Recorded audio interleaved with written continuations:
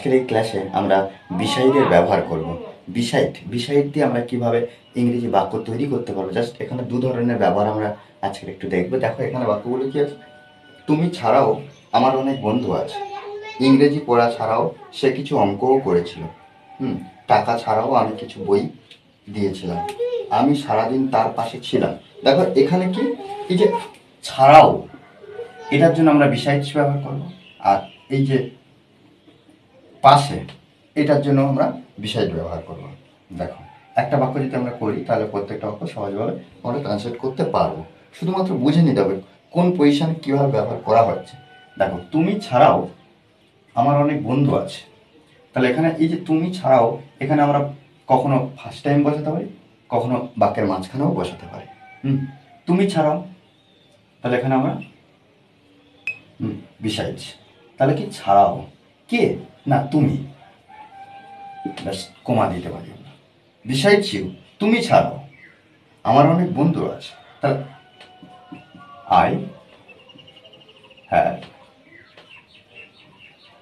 Many friends. Okay, are many friends, আমার অনেক বন্ধু আছে। ইংরেজি পড়া ছাড়াও, তাহলে এখানে আমরা ইংরেজি পড়া ছাড়াও, তাহলে ছাড়াও বিষয়টা আমরা আগে লিখব। বিসাইডস, তাহলে ছাড়াও কি রিডিং ইংলিশ, কমাতে, তাহলে কি besides reading English, besides reading English, ইংরেজি পড়া ছাড়াও সে কিছু অঙ্ক ও করেছিল। তাহলে সে, এখানে আমরা হি করেছিল পাস্ট টেন্সে, এই যে ছিল ডিড, হি ডিড, সে করেছিল, কি করেছিল কিছু অঙ্ক, হি ডিড করেছিল সামস। ওকে, এই সামস মানে অঙ্ক, আর সাম বলতে কিছু, কিছু অঙ্ক করেছিল। টাকা ছাড়াও আমি কিছু বই দিয়েছিলাম। দেখো এখানে এই যে আমি কিছু বই দিয়েছিলাম, এই বিষয়টা অর্থাৎ এই অংশটা আমরা আগে লিখতে পারি। কেন? কারণ আমরা কোনো কোনো ক্ষেত্রে কি, এই যে বিসাইডস মানে তাছাড়াও, এই যে এটা আমরা বাক্যের প্রথমে ব্যবহার করতে পারি, বা আমরা মাঝখানে বা শেষের দিকেও আমরা ব্যবহার করতে পারি, একদম পুরো শেষে নয়। ঠিক আছে, দেখো আমি কিছু বই দিয়েছিলাম, তাহলে এখানে আই গেভ, আমি দিয়েছিলাম কিছু বই, সাম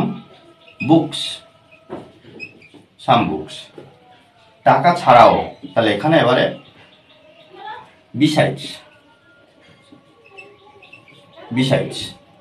বসালাম। বিসাইডস কি টাকা, মানি। ওকে, এবার দেখো এখানে এই যে পাশে কিভাবে ব্যবহার হচ্ছে। আমি সারাদিন তার পাশে ছিলাম, তাহলে এখানে কি, আমি সারাদিন তার পাশে ছিলাম, আই ওয়াচ, আমি ছিলাম,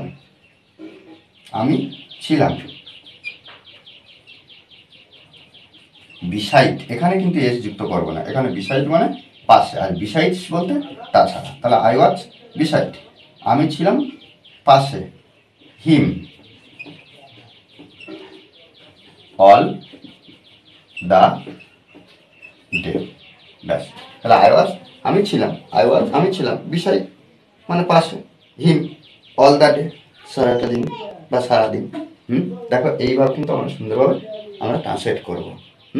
আমরা কিন্তু অনবরত যদি প্র্যাকটিস করতে থাকি, তবে এই ধরনের বাক্যগুলো আমরা সুন্দরভাবে ট্রান্সলেট করতে সক্ষম হব। শুধু মনে রাখতে হবে প্র্যাকটিসের বিকল্প কিছু নেই। আমরা যত প্র্যাকটিস করব তত নতুন নতুন বাংলা বাক্য খুব সহজভাবে আমরা শিখতে পারবো। ওকে, আর এই ক্লাস যদি ভালো লাগে অবশ্যই লাইক কমেন্ট শেয়ার, আর যারা এখনো পর্যন্ত এই চ্যানেলটি সাবস্ক্রাইব করেননি তারা অবশ্যই চ্যানেলটি সাবস্ক্রাইব করে পাশে থাকবেন। Okay, thanks for watching this video.